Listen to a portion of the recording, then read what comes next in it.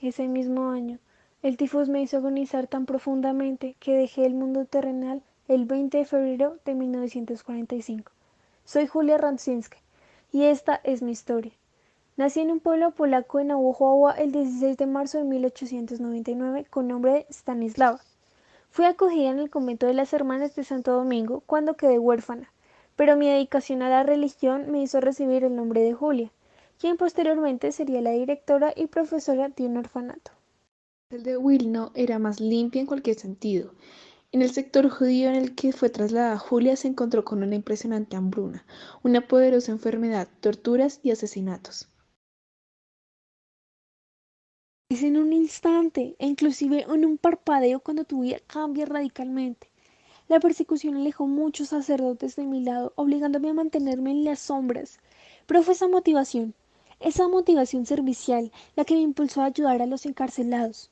Cuando tuve la posibilidad de encontrar comida, me adentraba lo que más podía para alimentar a los sacerdotes hambrientos y ocultar a los judíos de los alemanes presentes. Esa libertad fue un arma de doble filo, pues me permitía ayudar a los que más necesitaban de afuera, pero eso impulsó a que las hermanas que me acompañaban en mis actos clandestinos junto conmigo fuéramos capturadas y llevadas a una cárcel. El de Wilno era más limpia en cualquier sentido. En el sector judío en el que fue trasladada Julia se encontró con una impresionante hambruna, una poderosa enfermedad, torturas y asesinatos. Desde ese momento no dejé de vivir días y noches. Empecé a vivir una pesadilla, tortura tras tortura, múltiples abusos de personas que servían en la fuerza pública, denigración y mucho más. En el momento en el que entré en el campo de concentración me encontré con algo muchísimo peor. Era el dolor de miles de personas. El de Wilno era más limpia en cualquier sentido. En el sector judío en el que fue trasladada Julia se encontró con una impresionante hambruna, una poderosa enfermedad, torturas y asesinatos.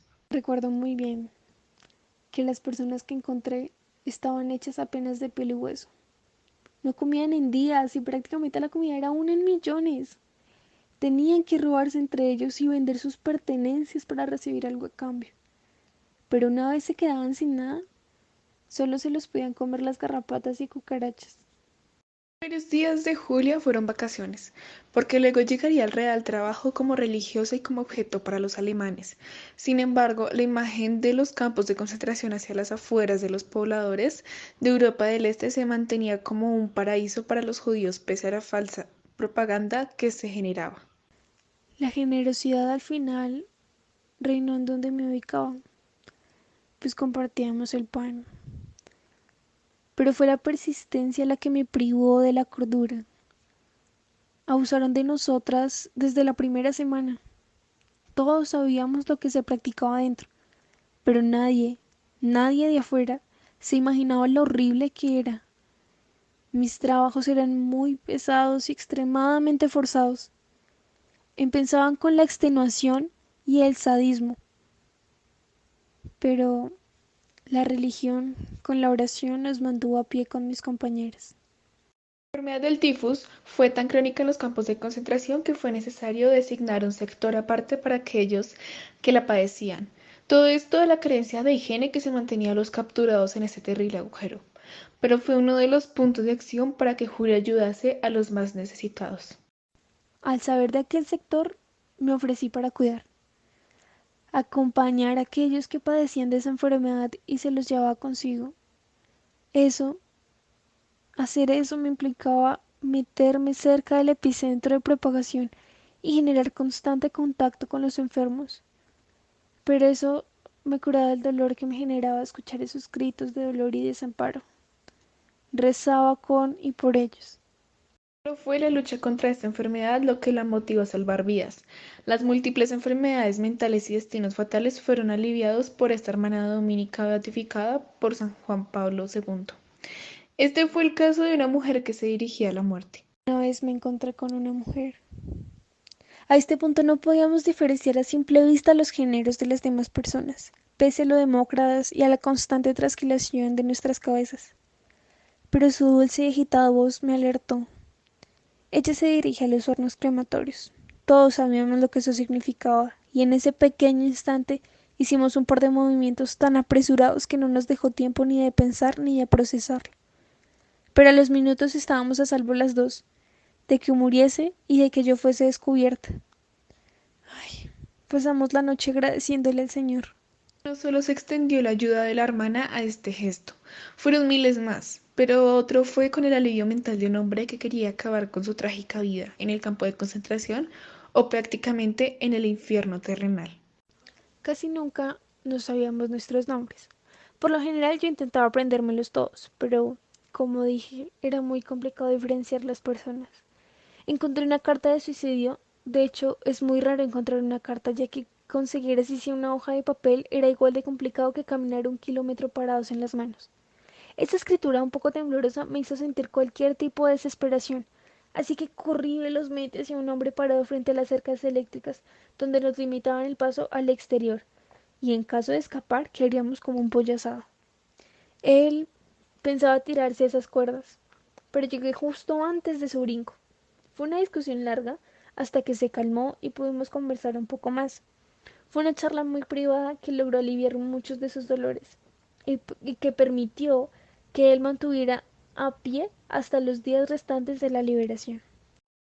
Esa persistencia con los enfermos y el contagio en aumento de personas con tifus afectó a Julia, lo que la dejó agonizando por mucho tiempo, pero siempre mantenida con la esperanza del día de su liberación y que todo cambiaría. 1945 es el año en el cual las fuerzas alemanas ceden y se liberan miles de personas, pero también fue el año del padecimiento de nuestra querida protagonista. Es increíble cómo el odio racial forjado por el nazismo provocó más de 5 millones de víctimas entre la población civil polaca. Muchos de ellos eran religiosos, sacerdotes y laicos católicos comprometidos. El tifus es una enfermedad muy dolorosa que fue apática por parte de los nazis. Fuimos despreciados hasta que agonicé y partí un 20 de febrero de 1945. Soy la única hermana dominica. Hice parte de los 108 mártires de Polonia durante la Segunda Guerra Mundial, que es más conocido como 108 mártires de la Segunda Guerra Mundial, que básicamente todos los que componemos este grupo es porque fuimos asesinados durante la Segunda Guerra Mundial por los nazis. Mi historia, a pesar de verse trágica, no lo es. Pude vivir profesando lo que amo y saber que amas profundamente algo es morir por ello. No vivir tras algo que es una ilusión y por lo tanto una mentira. No culpo a quienes tanto realizaron tratos indignos contra personas como ellos que no pensaban igual, pues Dios me ha enseñado a perdonar. Todo empieza con la empatía, o como mínimo el respeto. Pues en el momento en que impones o y respetas las creencias de otra persona, actúas de manera irracional. Es por eso que incluyo esta historia con que seas respetuoso y vivas con la verdad, incluso si eso hace que tu vida dure poco, a morir en una vida llena de mentiras.